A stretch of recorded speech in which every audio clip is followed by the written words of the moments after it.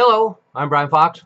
Welcome to I Hate Rock Music. And sadly, we're going to have to get used to this. A lot of great artists and icons of the 60s and 70s are passing on now. We've had so many lately.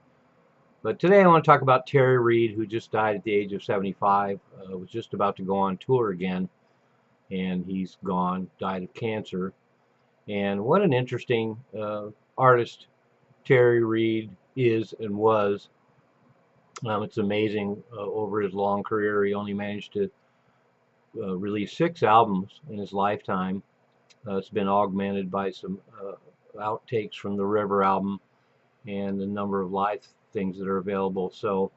But he was destined for the big time back in the late 60s and started out in a group called Peter J. and the Jaywalkers, who had some success, opened for some major bands, managed some recordings, and then he also had a band called The Alliance. But inspired by Jimi Hendrix, he went solo, I believe in 1968, and released 2 albums on Epic that have been in print ever since. And he was managed by Mickey Most, who handled Jeff Beck and Donovan and a lot of other notable artists, and who was pegged for the big time. But he had some issues, some legal issues, and ended up not being able to record anything for years, and that's why there's a huge gap between his first 2 albums on Epic, and then when he went to Atlantic Records and released the River album, which is a wonderful acoustic record with David Lindley and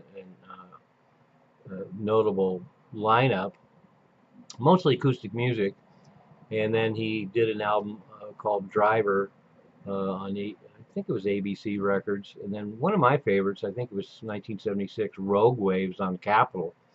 And that's a great record. It's got kind of a cheesy cover, but one of my favorite Terry Reid records, and shows everything that's great about him. And so he's passed on now. He's most noted for being the guy who turned down Led Zeppelin and the guy who turned down Deep Purple, and it's unfortunate that's what he's known for. Um, he turned down. He thought he was headed for the big time. He was managed by Peter Grant, and so there was this connection with Jimmy Page, and Terry Reid is the one that recommended Robert Plant. Said there's a band called Band of Joy you should check out. And so then he was asked by Deep Purple before they got Ian Gillan, so that could have been another story too. Spent a lot of time fantasizing about what would happen if Terry Reid had joined Led Zeppelin. Of course, he has an amazing voice, but also the addition of a second guitar would have been intriguing. But that said, Robert Plant, of course, is mythically great, and also a great writer and had a great vision. So the Led Zeppelin we know would not have existed, as much fun as it is to speculate. So there's a bunch of Terry Reid material out there.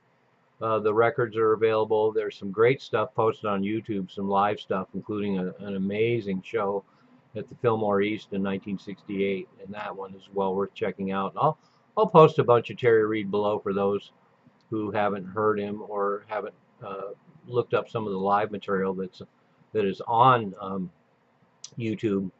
But I remember when his records around, and the unusual lineup of drums, keyboards, and guitar, and I thought they were pretty solid records. But it wasn't until I got a bit older, going into the early 70s, that I rediscovered them and found out how great they were.